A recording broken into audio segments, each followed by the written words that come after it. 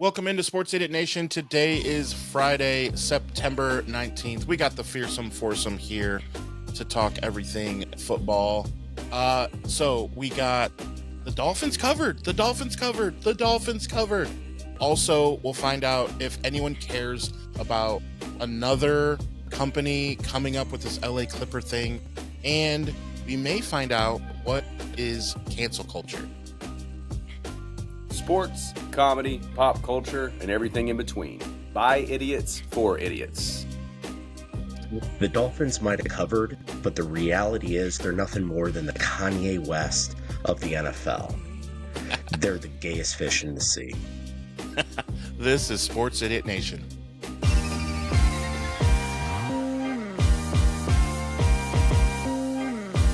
Sports, comedy, pop culture, and everything in between. Welcome back, sinners. This is Season 2 of Sports Idiot Nation. Welcome into Sports Idiot Nation. We got the quad box.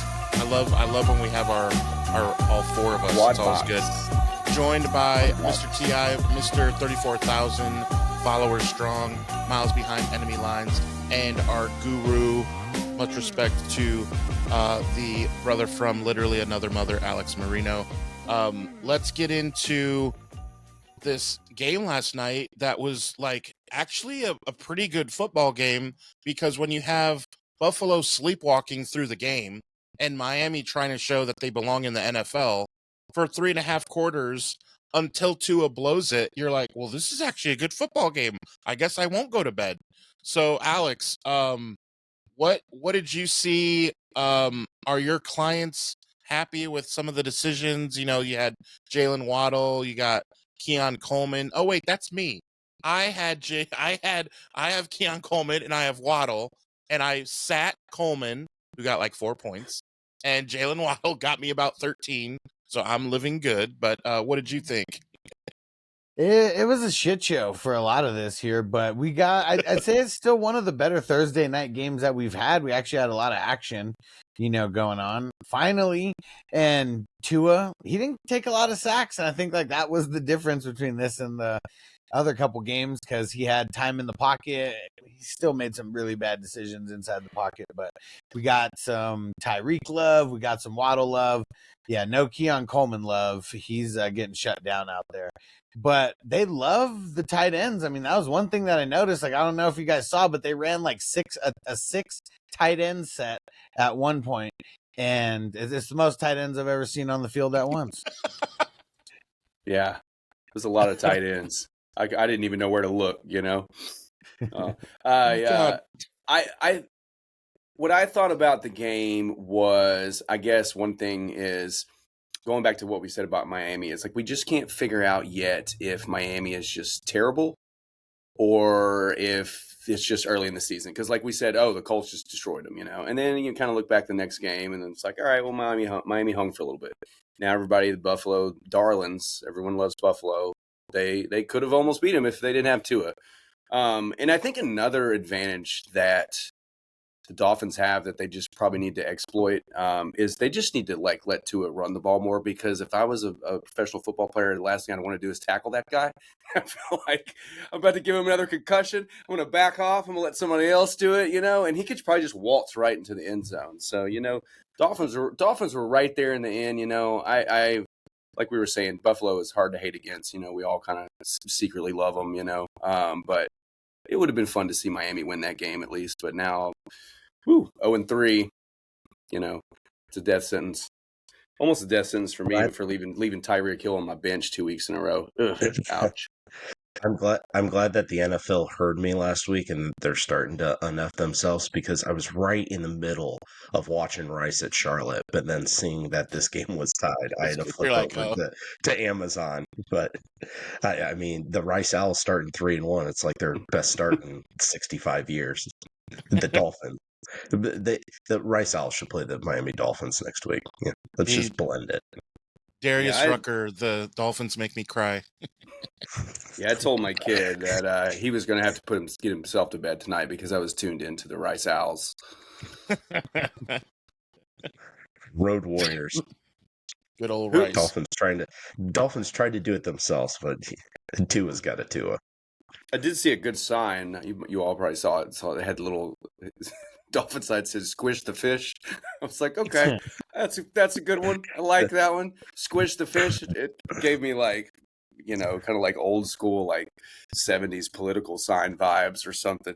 Squish the fish. Squish the fish. It's good stuff. That is calling out Kanye right there. He is nothing but a gay fish. I don't. And look, if you're the Miami Dolphins, you can't win a lot of games when you're busy making love to other gay fish. It's reality. You can't multitask. I just don't get the joke. I just don't get the joke. It's like, how are you the only one that doesn't get the joke, Kanye? Fantastic episode. Fantastic episode. The song, the auto-tune song. Oh man, I had it as back when you could actually have ringtones. I had that as my ringtone for about a year. Dude, ringtones were a thing. I had the transformer, like that was a text, and then I had the Mario da da da da da. Like that was my ringtone. So I would know whatever sound happened, what was happening. A Facebook message was like a different sound. Like each sound meant something. I'm like, oh, it was this. Oh, it was this. Like people just look at me in a restaurant like, what is happening to your phone? Like, and now everything's vibrate. Isn't it funny how it goes away? Like I'm like, ew, I don't want any of that now. So every time your phone rang, it would do the Mario theme song. I'm sure that never got annoying at all. No, exactly. That's what I'm saying. That's why. And if it was why he's single in his 40s. Yeah, if it was a Facebook message, it was the sonic rings. When you lose all your rings. Oh god, that sound of like 97 rings falling. Like that was my Facebook message sound. Like, dude, it was legit. I was the coolest 29-year-old you ever met. Like, all right, let's get into another NFL story. We're gonna get back to some NFL predictions, but I want to get all your guys' take on this Tom Brady thing because over this week it's been talked about. Like, is this fair or foul? Like, he's wearing a headset. He's getting with Chip Kelly because someone needs to, because Chip Kelly sucks. But he's talking to his team, like doing whatever. But then he's gonna interview the Bears to get info for when he calls the game. If you're Ben Johnson, how are you okay with this? And why is the NFL not? They've had this story's been going now for 3 or 4 days. It's Friday now. It's happened for a few days. I don't see anything major coming from this. And I'm just curious why. Alex, what are you fair or foul on this? Well, so wait, I mean, this is the first time that Tom Brady's ever been linked to cheating in his career. I'm just I'm so shocked, I mean, just like that how he's doing something shady. How he's nothing like this has ever happened in his career. Humanity. I am flabbergasted. This is your news to me. Your gasters are flabbered. Tom Brady and a cheating scandal is news to me. Woo. I'm just saying, people really I know that all this time went away from the different scandals, and people can blame Bill or whatever, but Tom Brady was always around it, and I wouldn't be snitching on myself either, but I think we have to be honest with the fact that he knew some shady shit was going on. You're not going to be that close to it, and you just don't know. It only keeps happening year after year somehow. And yeah, what do you know? Involved in a scandal in his I guess last year was his first year, right? So within his first 2 years, already some shady shit going on. I mean, we need to take a step back and give him a benefit of the doubt. I mean, he is a grown man that did totally destroy his cell phone, which is what just normal people do. Family, as well. Yeah. I tripped and fell over it, and it shattered. Yeah. Remember, they're like, "Well, we need to go through your phone." He's like, "Oh, I don't have it anymore." "Oh, what happened to it?" "Oh, I destroyed it." Yeah, well, that's okay. Yeah. Perfectly normal. Normal behavior for someone who is claiming they are not guilty. And let me guess, your messages are not saved in the cloud. Yeah. Yeah. Yeah, hey, give the man a break. He broke up his family to go 8 and 9, That's true as well. That's right. It's true. It's like I didn't divorce my wife and let my whole family down just to sit here and watch us lose to the Browns, I think there's a little bit with Brady. It's kind of like this kind of give and take with him, where he's the goat. You know, whether people hate him, whether people like him, you know, it's he is the goat. He is the status. It's kind of like Jordan.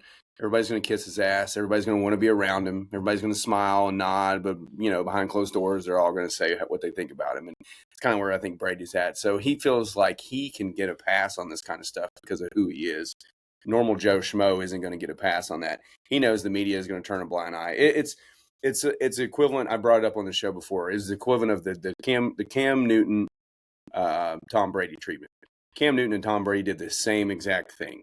Lost a game, stormed off, didn't shake anyone's hands. Just, I'm mad as hell. I'm out of here. Cam Newton was, oh, this is poor sportsmanship.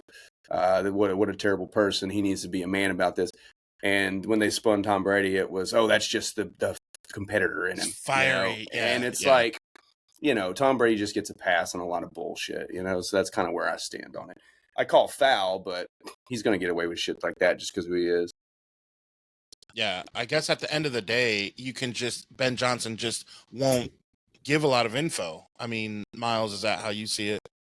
Yeah, and I really want to know if this was the Super Bowl champion quarterback Trent Dilfer, would he be able to get away with as much? Because we all know a guy of his caliber, definitely better than Dan Marino all the time because he's won a Super Bowl. Brad Johnson. He's somewhere in between. Brad Johnson. Right. But anyways, I digress. Yeah, it's T.I.'s point. He can do anything he wants. The dude is damn near untouchable. And it's funny, though, he's allegedly giving the inside info to the Raiders last year, and they still sucked because that was the thing. The Raiders lost the game. Yeah, because Tom Brady wasn't playing quarterback. He can give all this info he wants to him. If he ain't playing quarterback for whether it's the Raiders or the North Carolina Tar Heels, he's going to let those coaches down because he ain't playing. Carolina. So it's one of those that no one else is going to be talking about this in another week because Tom Brady will do Tom Brady things and he'll continue to do Tom Brady things. And there are no consequences. And remember when he said how talented continue to do bear things too. Yeah. Remember when he said how talented Shedeur Sanders is, and you know he's kind of just making him sound real good, and then it's like still the 5th round, they didn't draft him yet, and like what's going on here? I thought Tom Brady liked him.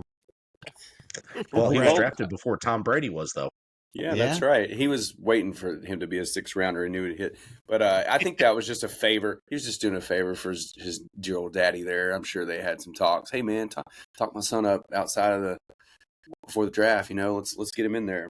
I mean, everybody had maybe outside of people like us, but they had everybody fleeced, man. Everybody was sitting here thinking like, oh, he's good, top 5, top 10, and then that fall was like monumental. I mean, we haven't seen a drop like that. And then everybody's like looking at Mel Kiper. Mel Kiper's telling everybody they're idiots. And then we're all like, I don't know. We think maybe you're spinning the wheel for Dion there. It's like what I think that Tom Brady was doing. Titans all these games, other guys. Titans games last year, you had fans with the brown bag with, Tank for Shedeur on it for the number 1 overall pick. I know. People are like, "Oh, it's happening. We're going to get Shedeur," and I'm like, "No. Why do we want that? No, we don't. We already did say that. Had that. We sent him to Green Bay. We already had Malik Willis. Right. You know? Right. That's funny. And that's someone that Mel Kiper said was going to get drafted like 6th overall that year. Yeah, I know, man. That guy. No. Remember when Mel Kiper had that beef? Yeah, that beef with the Indianapolis Colts, like in 1990 or something. He's pulled one too many all-nighters on the draft nights, and he just needs to get to sleep, man. And the guy he said he should be drafting is Trent Dilfer. Right. You have to get Trent Dilfer. How can you not? They go linebacker. Another reason why the Colts are who they are. Like, that was like the thing. Drafting first in the draft, not competing for Super Bowls. Yeah. Yep, exactly. Mel Kiper, you love to, I guess, hate him. All right, we're going to get back to everything football. I got to ask you guys one thing about basketball. I cannot figure out the Los Angeles Clippers. Are they going to be, like, kicked out of the league? Or do we just give them a bravo for like another team or another company. So Miles, with the Clippers, another company is in the mix now, like 32 million. Are we just saying like give them a slap on the wrist? Do we give them a pat on the back? Like, hey, good job. You're just doing things differently to shake things up, like a Jerry Jones style. What is happening here? Well, it's the opposite of Tom Brady. Tom Brady can get away with anything because he's at the top. The Clippers get away with a lot because they're so irrelevant. Even though they make the playoffs every year, they're that other team in Los Angeles. They're the ones who have the fan base that like sit in the back of the rundown restaurants in LA that are like eating out of the trash can and have the flies buzzing around them. Those are Clippers fans. That's what I hear from people in LA when I've met them many a time. So I think it's really second fiddle to people, especially with all this talk going around the Portland Trailblazers, who may not be a relevant team, but with all the buzz around people getting involved with the possible purchase of them that just got confirmed yesterday. And Mark Cuban, is he in? Is he not in? No, he's not in. Type thing. So are the Trailblazers going to stay in Portland? Yes, they are. Well, that's not a done deal. So everything about the Clippers, they are getting away with it because they're not capturing headlines. And football, honest to God, the NFL is helping keep it buried as well. And then all this crap going on with Kawhi Leonard and the no-show clause and all the controversy over that. It's weird, but again, I don't give a shit. It's the damn Clippers. We know you don't care being a Warriors fan as long as it's not going to impede on your team's progress this next season trying to get back top of the West. I think a lot of people are turning a blind eye to that as well. Can we just get the Seattle Sonics back? Let's just do that. Welcome to Seattle. Well, not that organization though. I'm too shady for that. But come on, let's get to 32 teams like the other major leagues, and we'll get baseball up there here in the next couple of years. We'll get Nashville a team. Maybe even Portland will get an MLB team. Every league got 32 teams, and then we need to have relegation as well. And then we can push the Clippers to the bottom of the league and then send them to the G League and then the LMNOP League, and then they'll be forgotten forever. Nashville should make a push for the Grizzlies, but they're afraid that Memphis would riot and we would have a civil war in the state of Tennessee, Nashville versus Memphis. Because you can ask Memphis J, they already hate each other. I don't understand as a full-time Nashvilleian my entire life. Every time I go to Memphis, I love it. I don't understand the beef between Nashville, Memphis. I think it has a little bit to do with the Titans because, when they first came, they went to Memphis and nobody came. And they were like, okay, we got to get the stadium built. I mean, first they were like, we're not going to play in here. We'd rather play at Vanderbilt Stadium for an entire year than even play in Memphis. Wow. At the Liberty Bowl is where they were playing. And Vanderbilt I didn't Stadium, realize that. Oh, yeah. Vanderbilt Stadium at the time it's the same stadium. They haven't renovated it since. It's the same damn stadium. It's shitty. But it was true AstroTurf back then. It was they put up a ugly. they put up a new scoreboard. That's about it. But my first Titans game was a preseason Redskins at Vanderbilt Stadium. So I think there's a lot right there. Yeah, so I think there's a lot of animosity there between the Titans and all that. But if Nashville tried to thieve the Grizzlies, oh man, Memphis would destroy each other. That's all they got, man. That's all they got. They love the Grizzlies. Yeah, they destroy each other because they couldn't find their way up I-40 to Nashville. So they're like, screw it. We're just going to take each other out. Yeah. But they could just go ahead and just give California another team. Why not? I mean, what? How many? They got like 4, right? Teams. Is there 5 teams or 4? I know they got the Kings, got the Warriors, got both LA. Is that it? Is there a 5th California team somewhere I don't know about? Right. Let's shift back to football. I want to ask Alex about the Rams Eagles. I want to start there as we talk about some good. Just as a football fan, I don't think any of us are fans of the Eagles or Rams, literally. But just as a fan of football, that's gonna be the game that most people are talking about. Alex, what do you see as far as fantasy, and what do you see just as far as the football game? I'm hoping that Stafford can do a little bit better than some of these other peeps have done against the Eagles, because they've kind of been shutting down the quarterbacks. I mean, I guess a little bit of the run game, like here and there, has been all right for like fantasy, but I feel like Puka's not going to be stopped. And I feel like that train's going to continue. And Devontae Adams, he's been real solid out there. The issue I feel has been really with the Eagles wide receivers with A.J. Brown and Devonta Smith. I don't know if this is the game that they're going to get going. I feel like you still kind of have to start those guys depending on who you have on your bench, unless you like have a Keenan Allen on your bench who got off waivers or something. But I hope that this is a high scoring affair. But the Eagles defense has been real solid. I guess working from the front to the back because their secondary has been a little shaky. And outside of the Jalen Carter, first game, it's been pretty solid. So yeah, Eagles kind of picking up where they left off at. But I am excited to see Puka because he's been on fire lately. So you said something exactly that refers to me that I want to ask you quickly, and I'm sure I'm not the only one that you're like deep down giving advice to, but I want to get your take then because here are my receivers. I have Jalen Waddle. I played him. He got me 12.4 points. I have Keon Coleman. He is on my bench and literally has to be there because he just played and only got 3 points. And then here are my other receivers. A.J. Brown, and Devontae Adams, and I have Ayuk when he's on the IR, obviously, and I have Jordan Addison, who's suspended still, but so he will be a guy. But A.J. Brown or Devontae Adams, who would you? Right now, I have Devontae Adams. Yeah, and I almost feel like that's where I would go just because AJ's looked like so bad out there. And really the Eagles I guess here's going to be the difference between at least what I think is going to happen and what's happened. Eagles haven't really been in, the shootouts necessarily where they've had to do a bunch on offense. But I hope that Puka, everything that he's doing, that he can turn this into a little bit of a shootout because the Rams, I mean, they haven't. They're kind of a middle of the road like matchup for wide receivers. That's the one thing that kind of makes me worry. And I guess not even middle of the road. I guess in points given up to the wide receivers, they're like bottom 10, so they're not really that good of a matchup.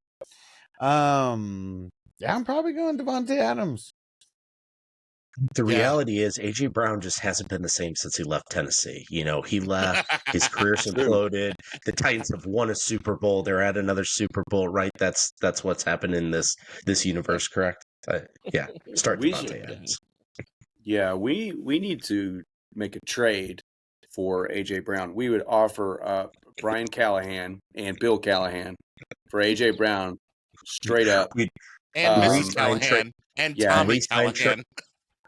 Re-sign Trayvon Burks and then trade him to Philly. You know what would happen? I mean, let's be real. If the Titans were to somehow finagle something like that to try to fix their problems, A.J. Brown would never be good at football ever again. It would just be like he'd probably get hurt or something. It's like when the Titans signed Carl Pickens. Everybody's like, "Oh, Carl Pickens," It's like Jesus Christ. He played for not even a full season, and then we paid him for 4 years after.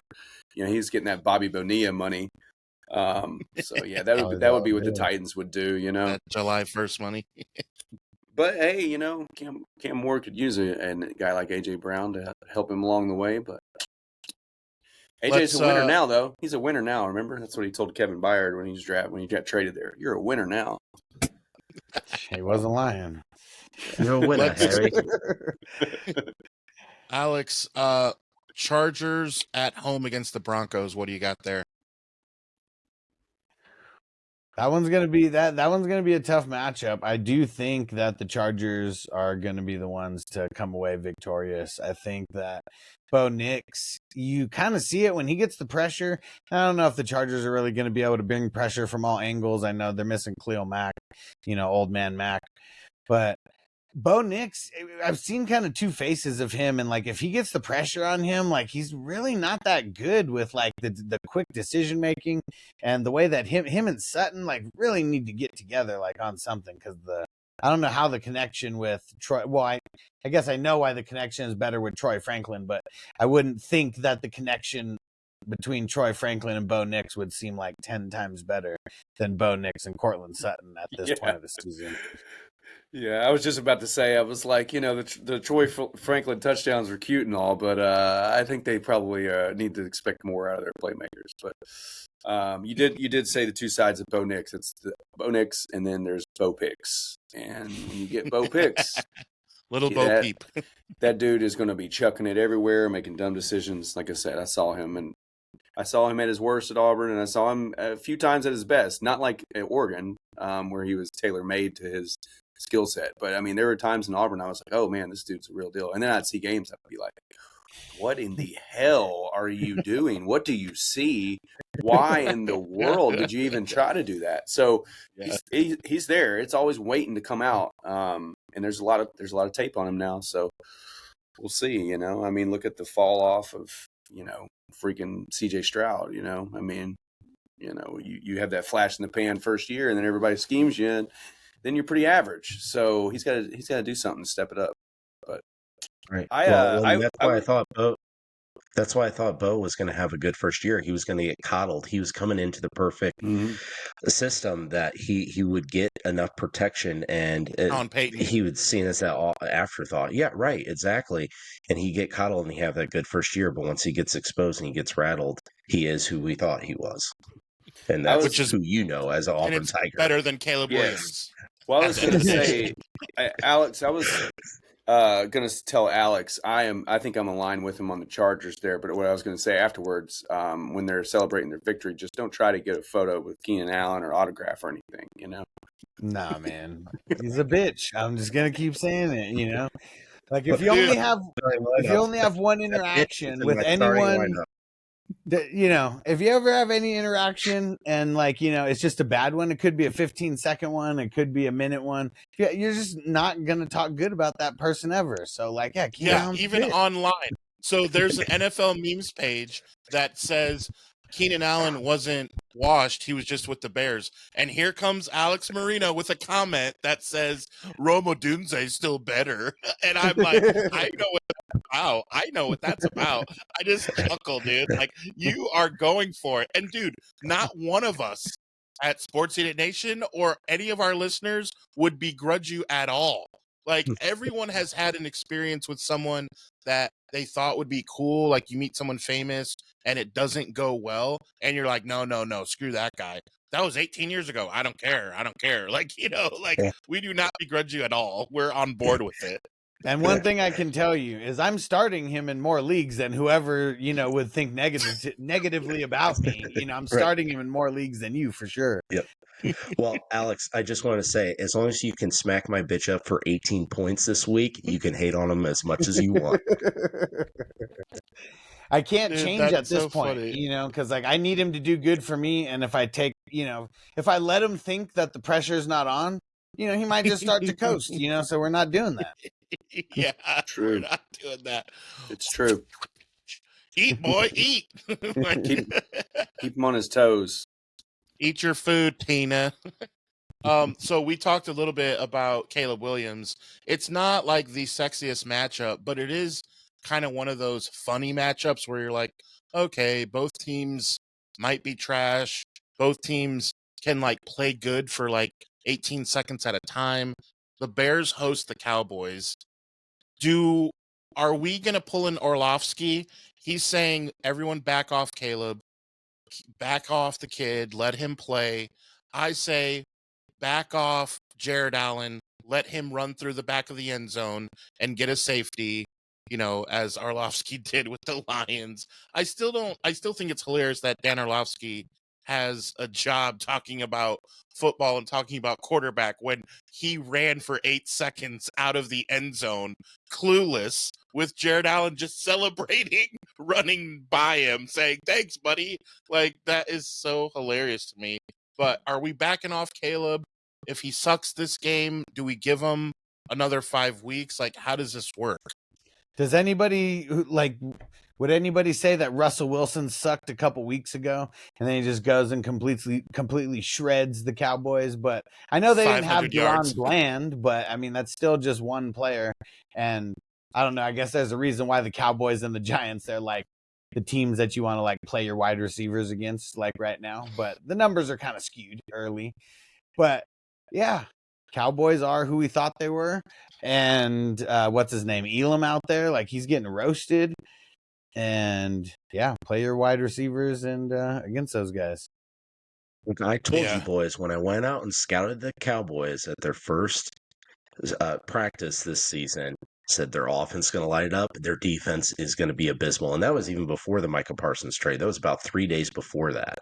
And I know we're talking secondaries here, but obviously the pressure on the QB matters, as we all know. At the end of the day, the Cowboys defense, it does suck. Yeah, last week did not happen in a vacuum.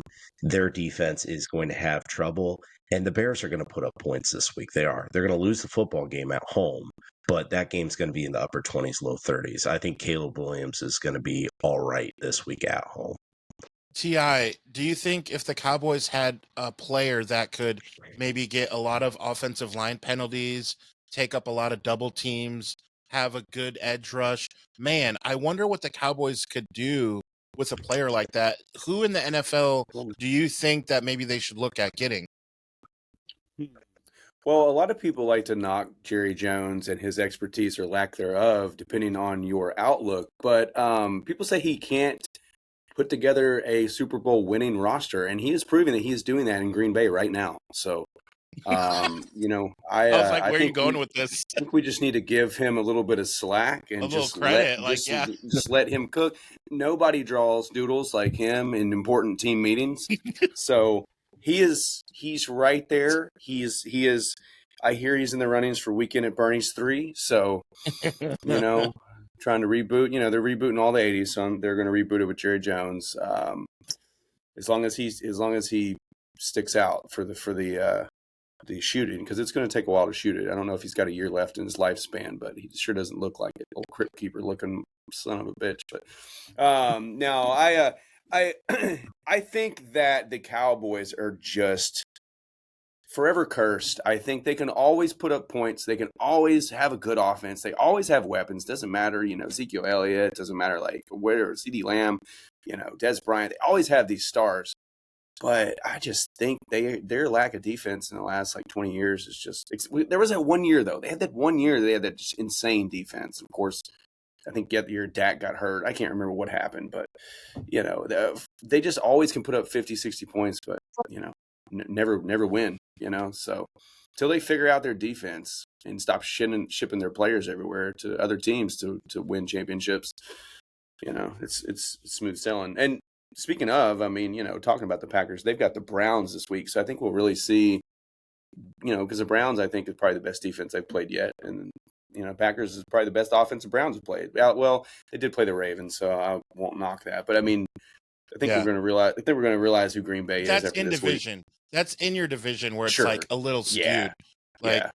But no, that's a good point. We'll see how that one goes. I want to ask Real Miles and real quick, hold on before you switch off of that game. Yeah. So Roma Dunze, one of my starts of the week, he's been killing it for the first 2 weeks. He's already got 3 touchdowns, and he had that 100-yard game, and he's got 20 targets in the first 2 games. So the volume is there, and he's probably not getting covered by Diggs. I mean, if Bland comes back, maybe he'll be covering him, but they've been moving him around so much that he's just been beating coverage all over the place.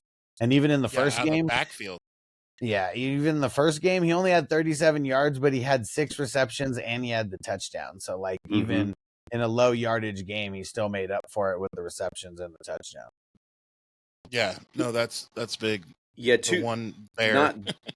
Not this year, but last season, right before the draft, our commissioner was like, "Hey, surprise! Whatever pick you pick in the 7th round can be a keeper for next year." And so I was like, instantly, I was like, "Oh, I'm going to take the best rookie on the board at that moment and just see what happens." And it happened to be Rome. So this year, I was able to get him in the 7th round and for my sleeper, and so he's putting up some numbers. So I hope that continues because, yeah, it's not bad. It's not bad. I'll take that. Rome, if you want to. That's right. Rome wasn't built in 1 season. Right. It was 2. Yeah, 2 seasons. All right. I want to shift and ask Miles about his shirt. Before we do, I want to remind everyone to follow Alex and follow no one else for fantasy football because you simply don't need to. Alex is your one-stop shop for all things fantasy. He goes live. I have calculated every 18 seconds the man goes live. So Yeah. you just calculate that. You like just hold your breath and then look online, and he's live. Like it's kind of good deal. 25 hours a day, 8 days a Yeah, week, 366 exactly. days a year, 367 on leap year. So, Right. 369. It's just because yeah. the number's better. Yeah. Yeah. 69, dude. 369. Damn, he Damn, fine. she fine. Yeah. There it And is. 69, dudes. And a reason why you should follow on Patreon and get on at least the $5 tier is because every single week I'm posting the best matchups at every position: quarterback, running back, wide receiver, tight end, and kicker. And it's all based on the points per week scoring that the defense is scoring against those quarterbacks. So, there's going to be times when you can ask questions, but this should help you boil down, some of your start and sit questions without even asking me. Yeah, I it's thought all Alex the was going to stuff. say you should be on that tier so you can have your damn money. There you go. What's cool about that is all the stuff that you think about, like, all right, I have this tight end going against this defense. Is that defense, how many yards are they giving up to a tight end? Or all these things that you're thinking about, that's what Alex does while you're at work. Alex is like looking through that and doing that for you. So all that to say, that is what that's about. So be sure to Can't follow wait to him pay and for the it. crew. Yeah. For $5, I mean, that's half of a Starbucks coffee. Also follow Sports Idiot Nation wherever you get your social media, because we got some bangers that we throw out on the social medias. All right, so now it's time to talk through college football. And honestly, not just because you're wearing the shirt, but Illinois IU, this may be the one time in human history that people actually care about IU versus Illinois, because in my opinion, you tell me, Miles, if we're wrong, you look at the Big Ten, you got Ohio State, Penn State, and Oregon, and then Michigan State, we don't believe in them quite yet. They're also undefeated. But whoever comes out of Illinois versus IU, could that be the team that could possibly make some noise? And here's the follow-up question for you, Miles. You remain behind enemy lines for now. I'm not done yet. So the running game of Illinois, that's what they want to do. And Signetti, who's, got this hotshot quarterback, want to put up points. Who wins that battle? Either Illinois being tough and running the ball, or IU gonna outpass them and get the dub that way? Well, the plot twist is Indiana's run game is better than Illinois', even without our starting running back playing in the game. Our defensive line and defensive interior is going to shut down their run game. I am not worried about that. I know Really? that IU's had some issues with it. Of course, your boy, CJ West, IU does not have the run defense they had last year. They've had some struggles early in the year. Forget about it. First few weeks. IU still has the guys up front that are going to make the plays when it matters. It's a home game. That's what it's going to come down to. And as an unbiased fan, I say this too often, that the home team's going to win this game. And that's what I'm going to call when you got a college atmosphere in a night game under the lights, a situation that neither team, even with the recent success for both squads last year, neither team is used to playing a primetime game on a broadcast network that's going to have most of America watching, because they ain't going to be watching Miami, Florida. No one gives a shit about that game because UF sucks this year. So it's going to be the game of the night. It's probably the best game of the week. We'll see how Texas Tech and Utah shakes out, but IU is going to bring it, and I think a lot of it comes down to they not only have the home field advantage, but I think they actually are more prepared for this by actually not having played someone like a Duke, because Illinois had that game where a lot of people, oh, they're tested. They went on the road against Duke, won 9 games last year. Get out of here. Duke is not a good football team. So I think Illinois kind of has that false sense coming into this game that they are the better football team. They're ranked higher. That's fine that they are. I have no issue with that. But I think IU is going to have the better mindset of, we have something more to prove than Illinois does, even though they made the playoff last year. Right. There's still like IU and looked at as that. And I think TI has an argument. You mentioned that might be the only good game, but Auburn hold on. plays at Oklahoma. Before we dive into that, I just want to make note about how awesome it is that we are discussing Illinois and Indiana and Duke, and it's not even basketball season. I mean, just saying it's a bit I mean, awkward. the time. I don't know what to do with my hands. I don't know what to do. Times have changed. It's like, remember Chris Rock years ago in the Oscars? He was like, the world's so different. It's like the best golfer in the world's black and the best rapper's white. You know? And then he got punched in the mouth. And then Will Smith told him to keep his wife's name out of his damn mouth, you know? Yeah. Times are a-changing. But yeah, no, that's reality. Yeah, we do have a good matchup in SEC. We have Oklahoma and Auburn. Oklahoma, I think it's 11 or 10. Where are they at now? I think they're in the top 10. I know they were 11. Maybe they still Unless are. I saw they were 13. Depends on the poll, and it really doesn't matter at this juncture because it's not going to be till November 13. we get 11. our first real poll. Oklahoma's 11th. Yeah. What I think is what's awesome about this game is that you have a revenge game for Jackson Arnold. Obviously he was at Oklahoma. Things shook out the way they did. And now he's at Auburn where he's I didn't watch any Oklahoma games, so I never saw him play, but he's playing. Yeah, he sucked. He sucked, I think. I think he sucked. Let's update that post. Let's get it ready. But so he's got his old team. He's going to be fired up. I bet he comes out and just torches them. And then, hey, maybe not. I don't know what kind of defense Oklahoma has. I haven't watched any of their games really either. So I haven't watched really any games outside of the primetime matchups that we've been discussing, That Notre Dame, Texas A&M game was just ridiculous. Juicy. We're still riding high from that. It's just games. It's just games like that when you have no invested interest. Like obviously, Miles has an interest in the Indiana game. I have interest in the Auburn game. And we want to come out victorious because we let football run our lives. And we won't come out of our house for 3 days if we lose the games. But I'm hoping for a good game with Auburn, Oklahoma, and I'm hoping to see Jackson Arnold just torch him and just keep giving them those looks. Like our wives think they run our lives. Nah, it's football, baby. My wife's like, why are you up at 3 a.m. on Wednesday morning? It's like, it's waiver wire Wednesday. Leave me alone, You're lucky I'm still here in this house. I told you. Yeah. Once September drops, I'll see you in February, baby. Yeah, February. Dude, I was up late one night waiting for the waiver to turn. Like, I was like, I'm not using my claim. And I'll be damned if a guy from our league fucking texts me. He's like, I see you up. I was like, oh my God. I was like, I thought, drop the phone in the toilet. I'm like, I thought I was one-upping you there. Like, yeah. Yeah. The little green dot. Yeah. Oh man. You got issues when you're setting your alarm or you're staying up. Either way. So Miles has to tell us something going on in Fort Worth, Texas, that is worth hearing about. But before we do, that's last. I want to ask you guys about this cancel culture. Is like, we say on this program, sports, comedy, pop culture, and everything in between. And the biggest pop culture thing right now is look out if you have a late night talk show. And the one thing that I want to point out that I think about cancel culture, and you guys tell me if I'm off my rocker, which I could be. I'm just some dumb guy.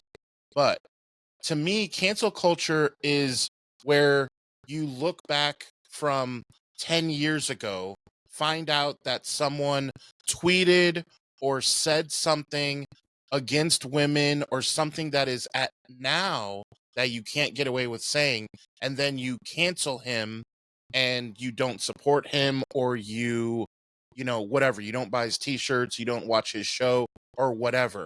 It is not if you say something in the present while you're employed for someone who can fire you because of ratings.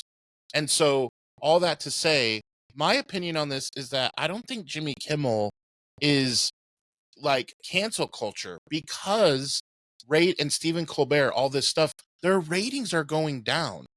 To me, that's not cancel culture. Miles, do you see it that way, or am I the crazy one? So no, you're not crazy. I mostly see it that way, and that's even David Portnoy, who we mostly find annoying, said it that way, and I think he said it mostly correct. And I think of the song from Falling in Reverse, Zombified. They're canceling. They won't stop. They're digging up things from 10 years ago. Great song. I butchered it. Don't care. But that kind of represents what you're saying. But there are exceptions to that, like Roseanne. That wasn't something from 10 years before. That was something he said about Loretta Lynch, who was a woman of color, and she made that monkey reference. And then it got blown out of proportion. What she said was stupid. I disagree with it, and I'm no fan of Loretta They Lynch killed her off, whatsoever. right? They killed her But off the show. yeah, Yeah. and they killed her off, which was way over Dude, the I top forgot for about that. Dude, I yeah. forgot about that.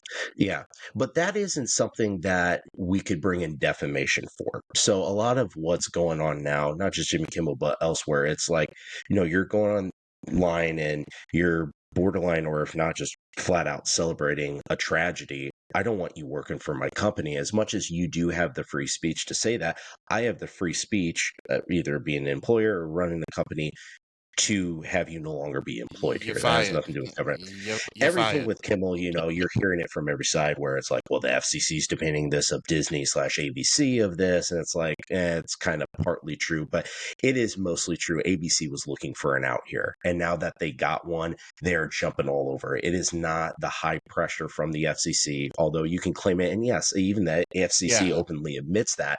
ABC is very, very happy right now because they're like, they can play the victim because like, oh, he said something outrageous and he, Yeah, we're going he to catch all these didn't. lawsuits. We don't get arrested. And oh, by the way, the government's on our back right now. We have no Yeah. choice. His ratings were absolutely tanking. Disney is licking their chops. Now they're going to catch a lawsuit from Jimmy Kimmel and company. We all know that, but that is minor compared to everything else from every other side that they were going to have to take on. Alex, do you remember when Jimmy Kimmel did blackface with like as Karl Malone on Yeah. the Man Show? Did you ever watch like Yeah. that? Is like cancel culture. Yeah. Now he's Had he got apologized for rid of- that, for that. and yeah, but like that There's a lot that of was things on the funny to Man. me. There's a lot of things they did on the Man Show. Oh, that, at the that would be end, like cancel culture. girls on trampolines. That was Yeah. like I mean, there's Probably there. one of the ones that I bet women, like if you go back and look, like the women's suffrage, like I bet like they just got like really upset about that one after the fact. I have to say, the Man Show, I think, has done more for heterosexuality than anything else in the last quarter century. What can you imagine if Twitter or X, excuse me, X existed back, many years ago, like even back in like the witches' time, they're on there, such and such is a witch. And yeah, it's the like, 1800s. oh, well, and like, then they go back and they're like, well, Not a well, duck. It's a you witch. said that she was a witch years ago. So, how do you feel about that? Or it's like, it says here that you said that you don't think women should be allowed to vote. It's like, I didn't say that. Right. But I mean, in all seriousness, I agree. Cancel culture is digging up the past, but I also agree that cancel culture is whoever pays your salary. And if they don't like something you say, they will cancel your ass in a heartbeat. It doesn't matter if you work at McDonald's, doesn't matter whether you work at, ABC, Disney, ESPN.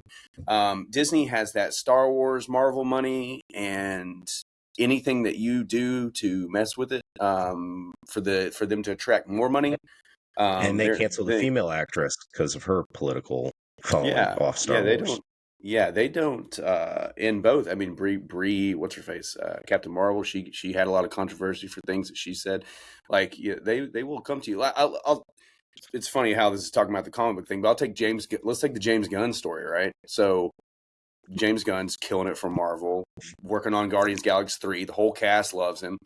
They dig up some old tweets, which they were really weird. I'll agree, they were weird as hell, but they were from many years ago, and they can him.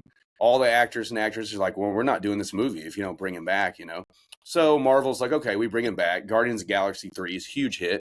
But James Gunn, meanwhile, is like, I feel you've already shown your true colors. I'll finish this up. Meanwhile, DC calls him, hey, would you like to be the orchestrator of our entire universe? Yeah. Yes, please.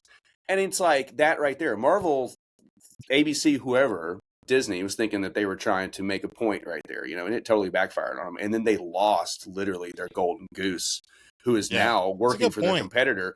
And that's a good point. And cranking out great movies. When's the last time you saw a Superman movie was good? I mean, right. I mean, I'm not trying to knock Zack Snyder. I mean, he's got his own thing, but let's be real. The James Gunn Superman is doing really well. Yeah. So That's you a know, good, it's just great it's point. just the whole thing, man. You can jump to the gun to cancel culture, and it's going to backfire on you too. I mean, will it backfire on ABC with Jimmy Kimmel? I don't think so, because here's my take on the late night talk show. It's kind of like voting. There's a certain percentage of people that even watch late night television. So now you've got to break up that small percentage over the Kimmel and the Colbert. And it's like, okay, well, yeah, Colbert had the highest ratings of them all and he gets canned. It's like, well, that doesn't mean people are still watching the shows. I mean, just because he had the highest ratings of Kimmel and Fallon doesn't mean that people are actually like tuning in. It just means that that percentage of that demographic is watching him more than this other person. I mean, I don't really watch late night television since Letterman. I do like Seth Meyers because I think his impressions are just so freaking on point. He doesn't matter who he does.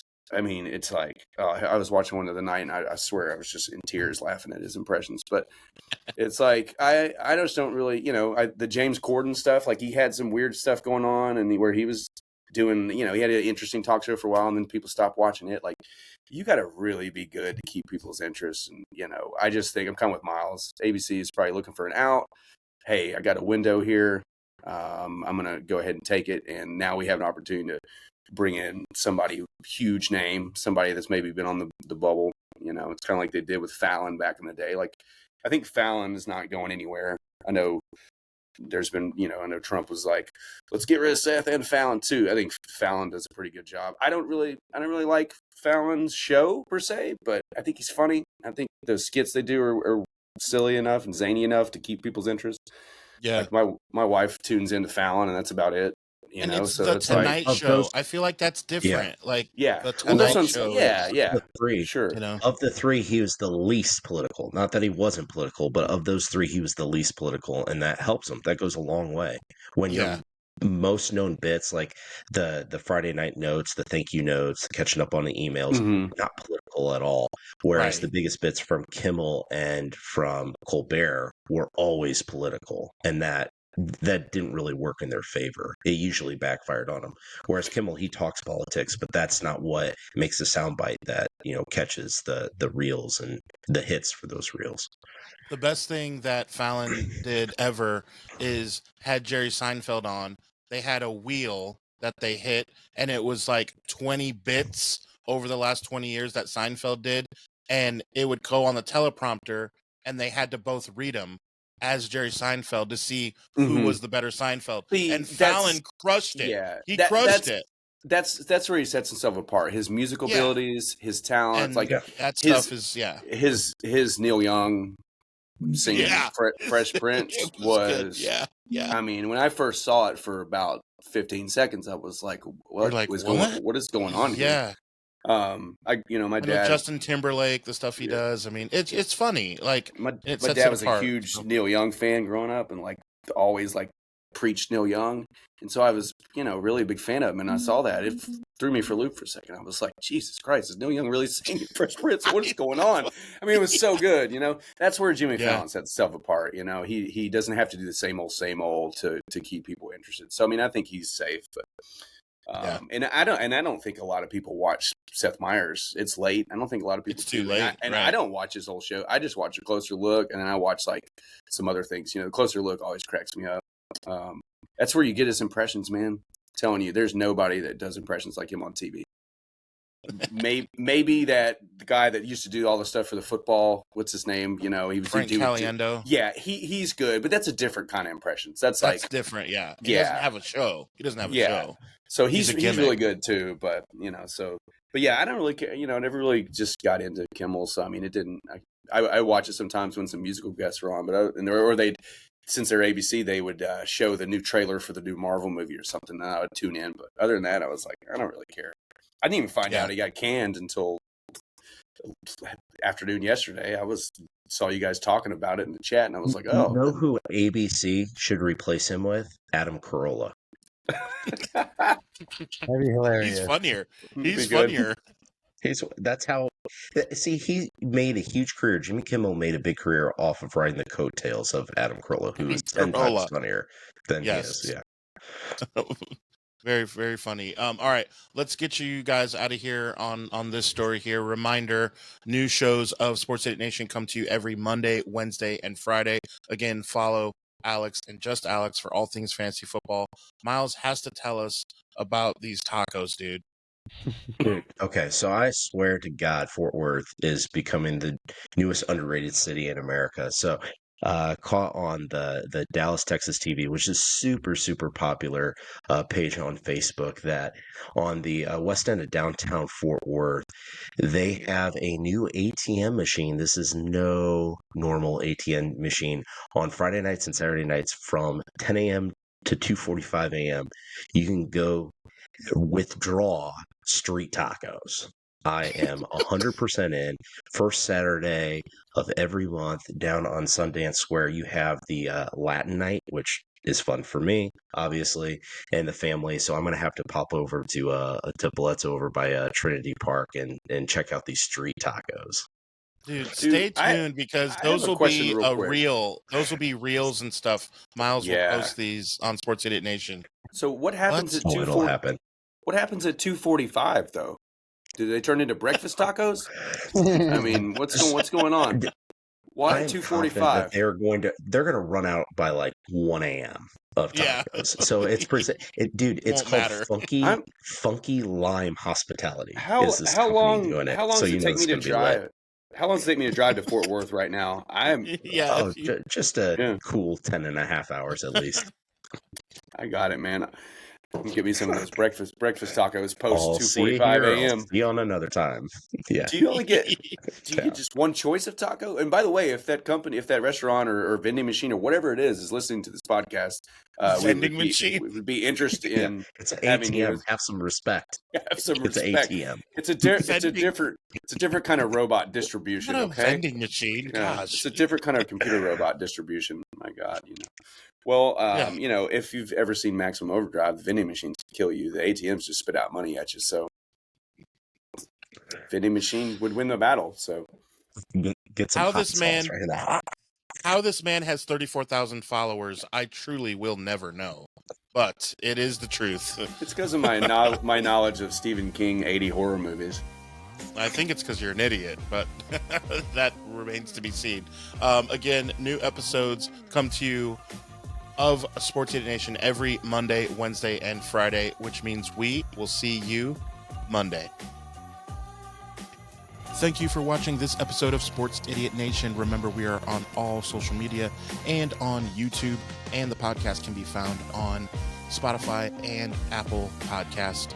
Remember, new episodes are every Monday, Wednesday, and Friday.